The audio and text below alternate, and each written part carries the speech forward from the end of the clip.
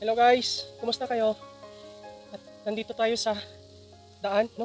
Punta doon sa ating hulo, doon sa ating luyahan, doon sa ating mga tinataniman ng durable na mga pananim, yung mga durable, no? So, tinatamnan natin ng avocado, langka at niyog, lansones, no? Rambutan. So, ngayon guys, at ngayon lang ulit tayo babalik dito. At ito nga, may dala akong hindi ko nabilang kung 10 or 12 seedlings ba ito na avocado, no? So yan. So yan siya. At itatanim ulit natin dun sa ating boundaries, dun sa ating mga kabuludan doon, no? At yung mga nakaraan nga, kung matatandaan nyo, nagtanim tayo ng avocado. May dala akong 6 na seedlings, pero kulang. Ang dami pa niyang kulang, kaya ito, may dala ulit tayo. So ito guys ay inipon ko doon sa may bakuran ni tatay dito sa baba. At tuwing ahon ko dito, nagdadala ko ng at least 2, no? Sometimes 3, sometimes 4 na seedlings. At iniipon ko nga doon sa kanyang bakuran. Meron puno ng lansones doon ko siya tinambak. So ngayon medyo marami na siya. At eto nga, nakapag-ipon na tayo. May natira pa doon, siguro mga 6 na puno po yung natira doon. Hindi ko na kayang dalhin. Pag-isahin sana, ang bigat, lalaki ng plastic. Pero ito, medyo marami to kasi medyo maliliit yung plastic niya, no? Konti yung lupa, medyo magaan siya. So, ngayon, bibisita tayo doon sa ating luyahan at titingnan natin kung pwede na ba siyang anihin. At kukuha din tayo ng at least panggamit kasi wala tayong magamit doon sa bahay. So, yan. At grabe ang init naman ngayon, ang tingkad ng init. Kahapon din, matingkad din ang init kahapon. So, ngayon, susugod tayo, no? Ang taas na ng araw at ang init na. So, 9:45 AM na, no? So, pinanghali na tayo at maraming ako nakasalubong dyan, guys. So, kanina, may nag-tree planting sila dito sa baba. Yan lang, oh. Yung baba na yan dyan. So, nag-tree planting sila. Tinanim nila ay mga nara. So, yung mayor dito, si Mayor de Mapiles, yun yung mayor namin dito sa Rojas ngayon. So, nandiyan yung mga kasama niya kanina, mga taga Philippine Coast Guard, DNP, mga taga Knights of Columbus, mga taga NDRRMO, CAFGO. So, ayun, sila yung mga nandiyan. Tapos yung mga ibang taga LGU dito sa aming barangay, at sa mga iba pang mga taga LGU din na galing sa baba, galing sa bayan. So, nakasalubong ko sila kanina doon sa baba, ang dami nila. At pababa na sila, pauwi na. Tapos na siguro sila magtanim, no? So, ayan. At ang init na. Pero kailangan natin itong maitawid. Kailangan natin itong mapasan. At medyo may kabigatan din, no? So kailangan natin tamnan to, guys. Kasi sayang yung area dito na nakatiwangwang, no? Dekada na nakatiwangwang. Hindi naasikaso ng mga dating may-ari. At ngayon nga napunta sa atin, no? Nabili natin. So, ipine-prepare ko siya, dine-develop ko siya, nililinis at sinasabayan ng tanim. Kung ano yung makitang may tanim, no? So, may mga tanim na yun na nyog, may tanim ng avocado, may langka, may rambutan, may lansones, no? At ayun nga, yung mga panandalian, tinaniman ko din ng mga ilang puno ng pinya, no? May kadyos, may luya. Ayun nga, yung luya natin, no? Diyan natin itinanim. At magandang klase ng lupa meron siya, magandang area at magandang taniman para sa luya. So ngayon, going uphill tayo, no? Paahon, kasi ng paahon, ang taas nito, guys. So kagaya nga na sinasabi ko dati, no? Ito yung pinakamataas na peak dito sa lugar na to, dito sa sitio ng Sipaco, sa San Vicente, no? So tuloy tayo. Ayan, kumilimlim. So sasamantalahin natin ito, kulimlim. Grabe kanina ang init.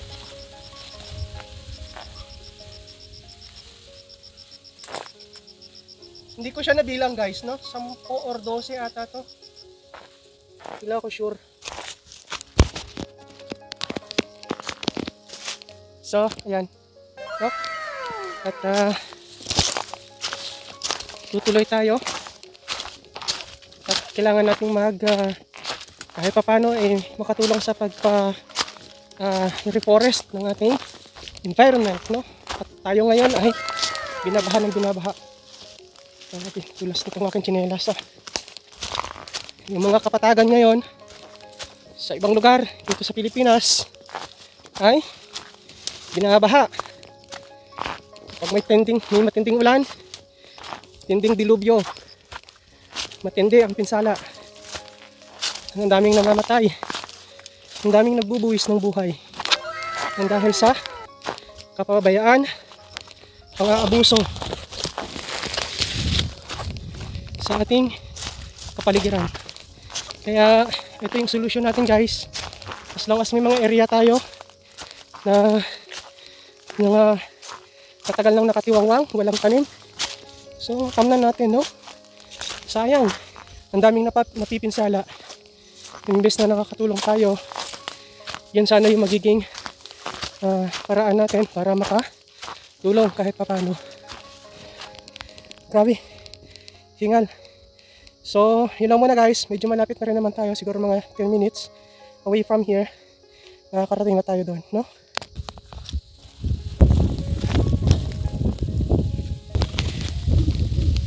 Malapit na tayo, no? Ayan, may pinagkapasan ng kugon dito. Makikita nyo guys, ayan o, yung linis na yon, yung guhit na yan, tinabasan yan. At dyan sila nag-tree planting. So yun yung pinagtamnan nila, no? Mga dala nilang seedlings na nara, kanina nagtanim sila. Ayan, so ewan ko kung maaalaga ng linis yan at kung merong mabubuhay. So ayan siya, tingnan nyo kung gaano kataas yan, no?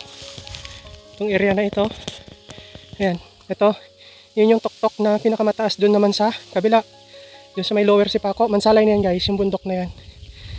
Tapos ito, yan, Rojas na yan, bayan, yung area na yan, tapos dagat na rin yun. Tapos yun yung pinakatuktok nitong ating sinasaka dito. Tapos ayan pa guys, oh, nakikita nyo yan, diba? Parang meron ding pinagtabasan. Yan din, tinaniman din. At nandito na tayo, no? Kararating lang natin. So yan na. Ito na yung dala natin. Ito yung luyahan. Oh, bali. So ito lang guys yung pagkabalik ko. Ito pa lang yung pagkaahon ko dito. Simula no, after ng uwan. Nung bagyong uwan, ngayon lang ulit ako naka-ahon. Kaya mapapansin nyo, no?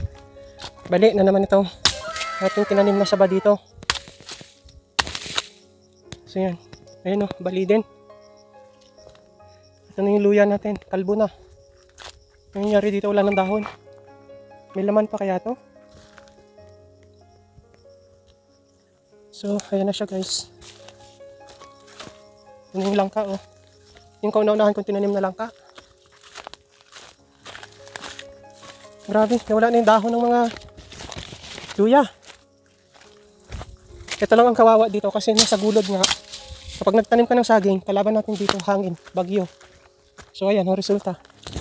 Yung nga nakatuwad.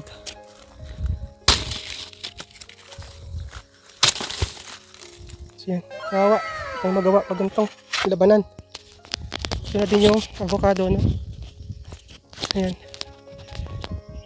Yung mga saging. So ayan guys, dito na tayo sa tuktok, no? Fast forward. At ito na nga yung mga seedlings natin, no? Ayan. Kung mapapansin nyo, ito yung gulod. Yan, pababa yan. Tas ito, no? Ito yung tuktok, yung pinakatuktok, yung dulo na yon. Ayan. So, yung anim na tinanim ko nung nakaraan, ayan na siya, oh, no? Ayan, oh. Diba? Yung iba niyan, nandun sa baba. Yan, yung gulod na yun pababa. Tapos ngayon, itirahin naman natin ay itong dito sa kabila yun, no? Yung gulod na yan, hanggang doon, sa kabila doon. At ito nga, itong area nito ay Happy Valley na yan. So, ito yung boundary nila, yung gulod na yan. Ito, San Vicente ito. Ayan. Ito, Happy Valley na yan. Itong area nito sa kabila ay San Vicente. So, ayan. Ayan. Ito yan, tuktok. Ito, bungabong na yan. Rojas. Ito, Mansalay na yung area na yan dyan. Kung mapapansin nyo, no, may mga tanim na rin na nyug yan. Ayan na yung mga nyug, no. Ayan, no. Ang ganda na. Yun. Kita nyo? Ang ganda na yan. Puno na natin yung gulod na yan. So, gitna naman ng nyog. Pagitan ng nyog, ang tinatamnan natin ng avocado. So ayan, andito na tayo sa tuktok. Ayan yung puno ng nyog. Tapos ito nandito sa kabila, ito naman. So ito yung gitna. Dito tayo magtatanim ng avocado, no? So, ito yung seedlings natin. May barita din tayo dito. Kung mapapansin nyo guys, no, patay yung damo. Kasi ito ay inisprayhan ko ng herbicide, yung gulod. So bago natin siya tinaniman ng nyog at avocado, ito ay inisprayhan muna natin ng gamot pang damo. Para malinis. Talagang hindi mo ito mapupuntahan guys kapag hindi ito nakadapa yung damo. So kailangan natin siyang isprayhan ng damo at mapatay yung damo.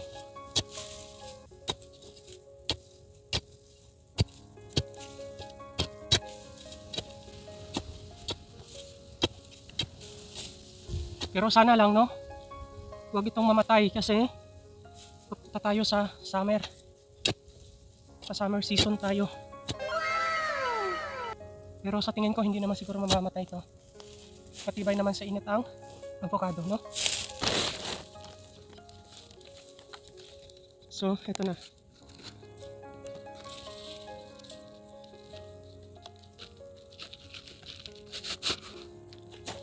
Ang dami na niyang ugat, oh, no?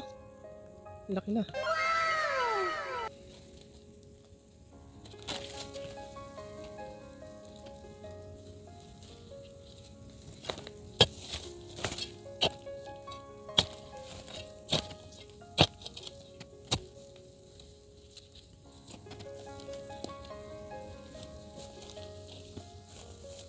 So, ayan na, no? Itanim na natin itong isa. Ayan. So, papagitnaan natin ng papagitnaan itong mga nyog. At ayan na nga siya, no? At kung mapapansin nyo din dito guys, at base din sa dating may-ari nitong lupa na to, ay dati noon nagtanim din sila ng nara din dito, no? Mapapansin nyo, no? Malaki na yung puno ng nara. Ayan, kita nyo? Nara yan. Marami pa yan doon. Doon sa may kabila, pababa na yun doon. So, ang tinaniman nila ay gulod. Ito ang gulod ang tinaniman nila. So, yung may-ari dito, dati yung sina Uncle Andre, yung pinsan din namin, at mga taga DENR din, no? At yung kanina pala, no? Mga kasama din nila mga taga DENR din. So, yung seedlings ay galing sa DENR.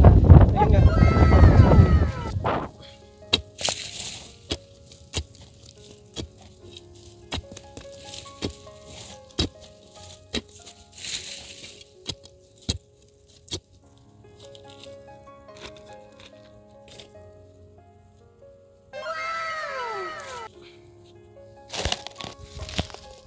So yan, you have just done.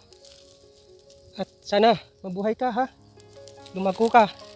Magbunga ka ng marami. So may 5 puno pa tayo dito.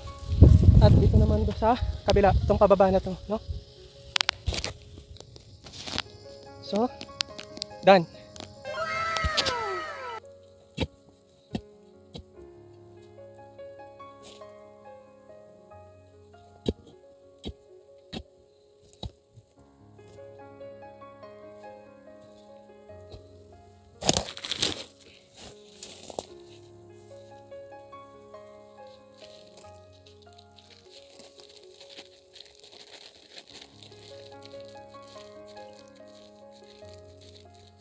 Ito guys, mga pinutulan ko ang dulo nito para sumanga siya, no?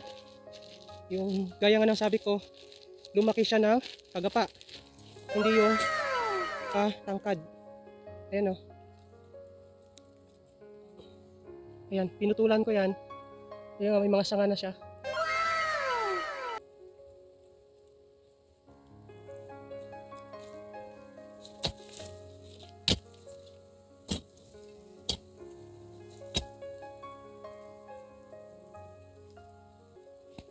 Ayan. So, may sobra na 1 piraso. Hanapan ko na lang ng pwesto yan dito. So, nadatig na natin itong gulod. Yung mga boundaries natin dito, no? So, sana mabuhay itong lahat. At huwag sana magkaroon ng mortality, no? Kasi papunta tayong summer, sana mabuhay naman. So, ayan, no? Puno ng nara yan, no? Yan yung kasabayan ng mga itinanim nila dito noon. Yung iba, yung doon sa gulod, medyo maliliit. Kasi ang nangyayari guys, dito kasi noon, taon-taon ay may sunog. Nagkakasunog itong area na ito dito kasi gawa nga ng kugunan. Yung mga tanim na kahoy dito, especially nga itong mga nara na tinanim noon, namamatay, no? Nasusunog yung puno. Ayan, no? Diba? Ito yung mga previous na puno na kapag nagkakaroon ng sunog dito, ito yung namamatay. Tapos, nagkakaroon na lang ulit siya ng sanga at siya yung tutubo. Ayan. Ayan, no? Nara yan. Yan, yung gulod na yan. So, mga taga DNR nagtanim yan noon dito. At ayan yan. So, naitanim na natin yung ating avocado na dala, no? So yan, mapapansin nyo, may nyog. May nyog. Tapos dito natin tinanim yung isang puno. Nakapagitna yan guys, no? So yun yung design natin. Bawat pagitan ng puno ay fruit bearing trees. At yan nga guys, no? So thank you for watching and see you on our future vlogs. Bye!